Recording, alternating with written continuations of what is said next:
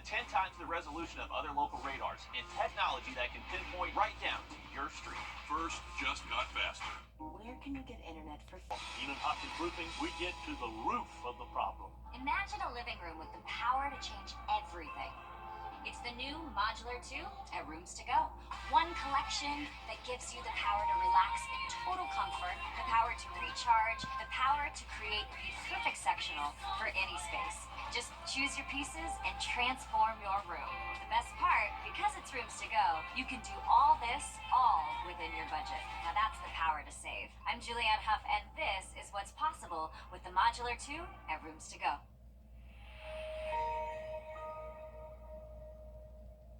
When you visit or work with Parker's Kitchen, your support makes a difference. You've helped us rank as best workplace in America. None of this happens without you. Thank you. Live from Augusta, you're watching News 12 at 6 o'clock. Next on News 12, water levels have been dropping on the Savannah River and the Augusta Canal. We're on your side with a closer look at what's going on out there. Good evening, I'm Richard Rogers. And I'm Dana Halliburton. We are getting trapped in a very soggy summer pattern. And there's more rain expected tonight. Mikkel, is there any flooding risk with these latest storms? There is, Mikkel. Even with all the rain, our local waterways like the Augusta Canal and the Savannah River are recovering from low levels. This is a chart for the Savannah River, the latest level at 103 feet. But Sunday, going into Monday, there was a big dip. You might have noticed it after a lightning strike affected operations at the lock and dam. So what made it drop so suddenly, and how long will we see these impacts? Our Audrey Dickherber is on your side with the answers.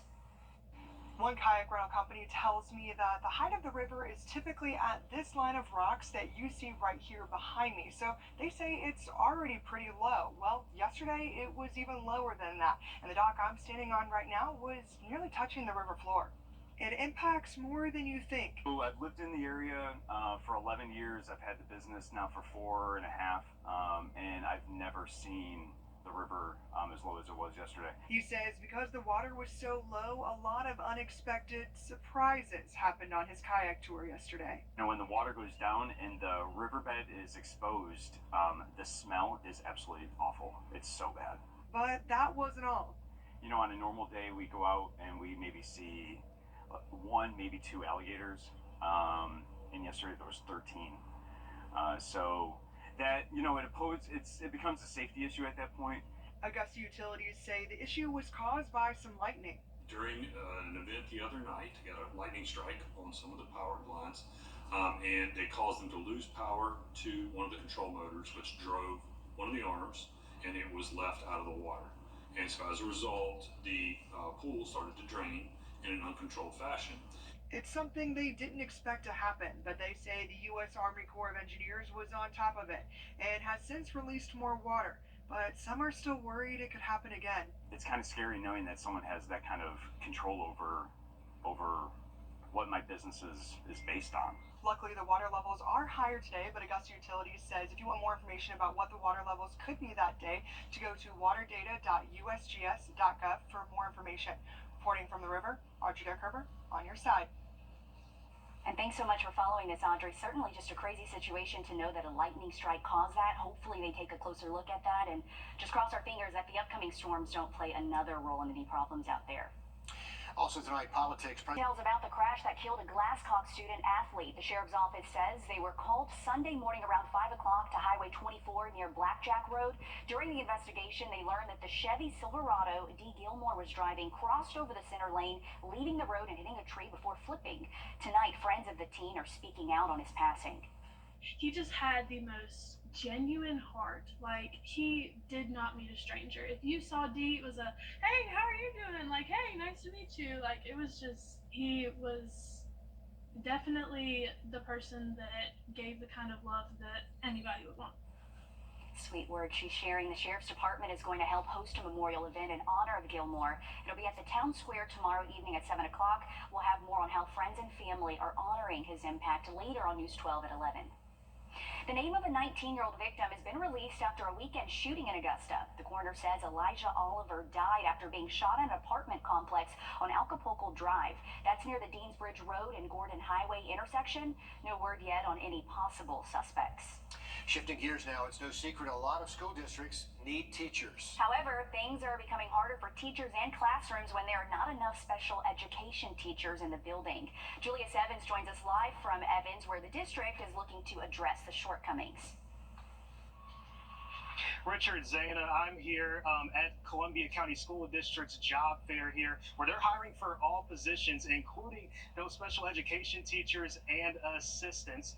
Now, local education experts tell me that recruitment and attention are as vital as ever for these roles in our area. We are very concerned about the next generation of teachers. Kim Barker's educational department at AU works with school districts across Georgia. She says one of the biggest things she hears is the consequences that come from the lack of special education staff. It impacts the entire building. It impacts other teachers, classroom teachers who need that support for students in their classrooms. It impacts families, their children. They want them to have the very best education that they can receive.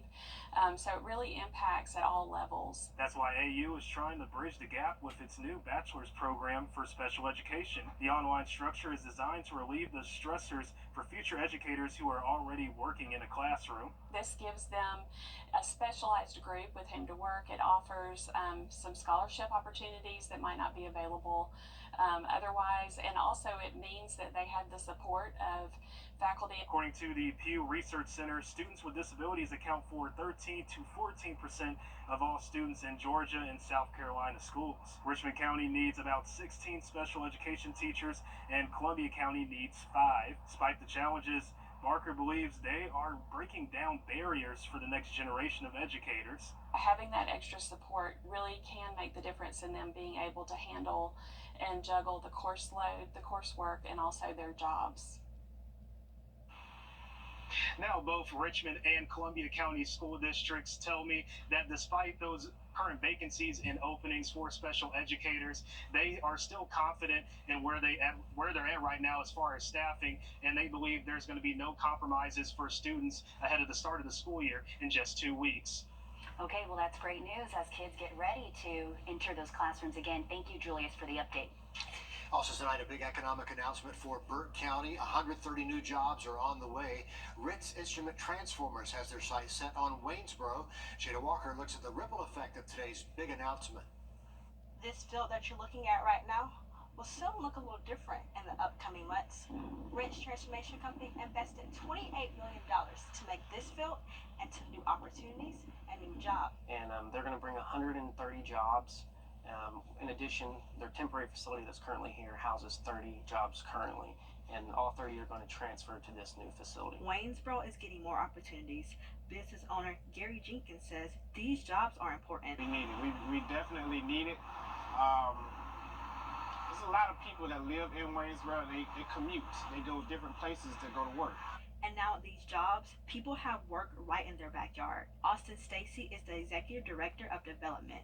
Stacy believes this gives the community the upper hand. We're going to give the community a leg up as far as not having to commute to Augusta or even South Carolina for work. More jobs comes more people, which means city growth. That's something Jenkins is excited for. The city has been underdeveloped for quite some time now, and it's growing. Finally, so we have the right people in office and everything in order to allow it to grow. And the city hasn't seen growth like this since 2019. Stacy tells me the groundbreaking dates is set in October, and he's looking forward to see how Ritz Company can put Waynesboro on the map. Reporting in Waynesboro, Jada Walker, on your side. Jada, thanks. 130 jobs, a big shot in the arm for Waynesboro and Burke County. Happening now, the Columbia County School District is hosting a public hearing on setting a tentative millage rate. It'll mark the 4th year the board has lowered it. The rate determines how much more or less you pay in property taxes, and it helps fund the school budget for next year. If you want to catch the meeting, it's at the Board of Education building on Hereford Farm Road in Evans. Still to come on News 12, making the river accessible to everybody. We're going to show you how North Augusta is making it a lot easier to enjoy. And we are looking at raindrops actively on the lens outside of our studio, still tracking rainfall chances for the work week ahead. We'll talk about it next. Time and temp, brought to you by your First Alert weather team.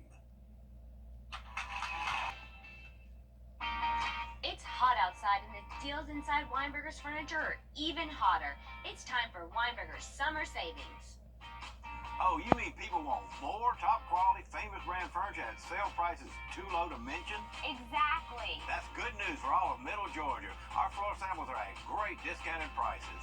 Save now on bedroom, dining room, living room, home office, and patio furniture. Don't miss these summer savings now at Weinberger's Furniture and Mattress Showcase. Next Plumbing, your Okay, not too bad. Thanks, Mikkel. Something new to show you in North Augusta. Today, city leaders cut the ribbon on an adaptive kayak launcher over at Beck Park. Now everyone can enjoy the sport in an easier way. It's not just accessible, it's more like saying we want you here in our community. So that was pretty cool. Justin Hall is a veteran who became paralyzed in 2019 from meningitis. Since then, he never got back in a kayak until now. When I first got in to the kayak, it doesn't have outriggers, so we had to put those on. It was very unstable, but once we put those on, it felt just like when I used to kayak. It was refreshing. He's a part of the organization Paralyzed Veterans of America alongside Michael Bishop. Bishop says he kayaks about 5 times out of the year. I think it's a perfect location because I only live about 15 minutes away, and normally I would put in at the boat ramp up there, and this is going to make it a lot easier, and I'll probably come paddle more often. This was made possible through the Georgia Rehabilitation Institute. The kayak launcher was an addition to the accessible ramp already there at Beck Park. North Augusta Mayor Britton Williams says this is just another way an organization has stepped up to support the city. It's great when you have an organization that has an idea and funding and then can use the assets we have to improve for the quality of life of citizens. And that's what we're seeing in North Augusta, and I think that is very exciting. Hall says last year he got involved in adaptive sports. Before that, I wasn't doing anything, just kind of existing. So I know the impact that something like this can have, just someone seeing what's possible. He says to anyone in a similar situation, no dream is too big to achieve. If you think your life is over, it's not. You can get out whatever you want in life. And it's really just a great message to send, and it was neat to see how it all worked, and you could just see they really were having a great time out there. Every dock needs one of those. I think a lot of people are going to end up using that. And just downstream, they're working on that 7-slip boat dock. So if you check out the new kayak launcher, they did add 2 handicap spaces close by, so parking is a little easier too. It does. They're right in the front. You can't miss it. And just a side note, both Hall and Bishop are getting ready to head to New Orleans this week for the Veteran Wheelchair Games. So around 700 vets will be out there competing in various sports. Good for them. We wish them well on that. I know. Good luck. Hall told me he would love to become a professional pickleball player. All right. Anything's possible these days. You know, dozens of athletes are going to head to Greensboro to compete in the Junior Olympics. One hoping to defend his national title. Plus, the Palmetto Amateur gearing up for round 1. Alyssa Lyons covering it all for us. Next in sports. First Alert Radar, powered by Jim Hudson Automotive Group. Hey, Brady. Hi, Suzanne Lily Honeymichael here with Hardwood Floors & More. It's our favorite sale of the year for the entire month of July. You can save up to 20% on everything that is made in America, which includes hardwood, carpet, lighting, Lee Industries furniture, wallpaper, and more. And as an added bonus, Hardwood Floors & More will have savings on items that are red, white, or blue. Hardwood Floors & More, so much more in store for you.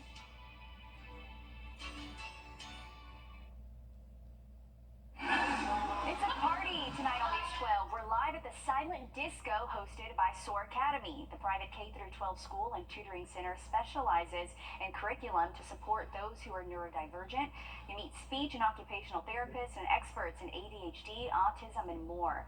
So tonight's event is neurodivergent and sensory friendly. Looks like we caught them right between songs here, but there's a full scholarship giveaway for a lucky family, and your support goes towards the construction of a forest school for SOAR. The event ends at 9 o'clock there at the Savannah Rapids Pavilion.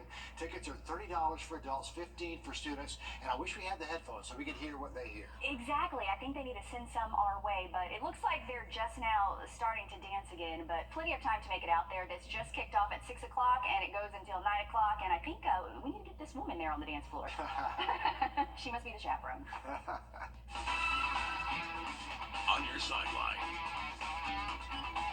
We are closing in at that time of year where young athletes sit in front of the TV and say, I want to be an Olympian. I know so many of you at home have done this before. This weekend, 40 athletes from right here in Augusta will get their shot at competing in track and field at the Junior Olympics in Greensboro. In their third year, the Gorilla and Divas track team has sent a record number of kids to the Junior Olympics. The first year we had 7, last year we had 10, this year we have 40.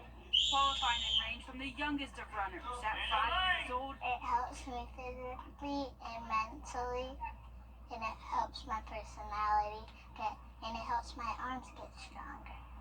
To those in high school looking to defend their title in 100-meter hurdles. When you have that title, people are going to be coming after you. It's a little scary, but you got to work and you'll be good. He's also hoping to pick up a title in 200-meter hurdles. The AAU track team has 7 relays competing and wants number 1 in all of them.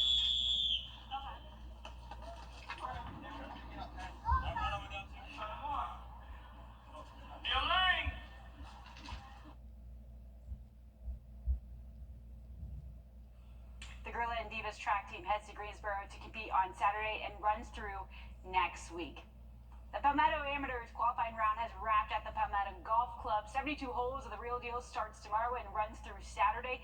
81 amateur golfers will hit the links, starting with Clemson's Austin Scott, teeing off at 7:30. Richard Anaclario from Aiken High School will tee off at 10:10. You can't get away from golf in Augusta. Beautiful old historic course there in South Carolina. Alyssa, thank you. You know, she came to Augusta with a perfect name to work in this golf town. Sue Parr, the president and CEO of the Augusta Chamber, is retiring. She had been with the Augusta Chamber for a good long time now, since back in 2005. Angie Cox is the current vice president, executive vice president. She's set to take over the role as president and CEO, and Parr will help with that leadership transition. We do wish her well. It's been a great run. We're back with more in a moment.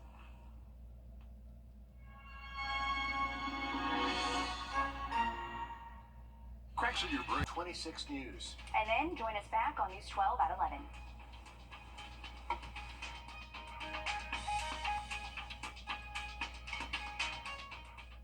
At the CBS Evening News, we focus on solutions, finding solutions to help people understand what are the right choices to make for you and your family.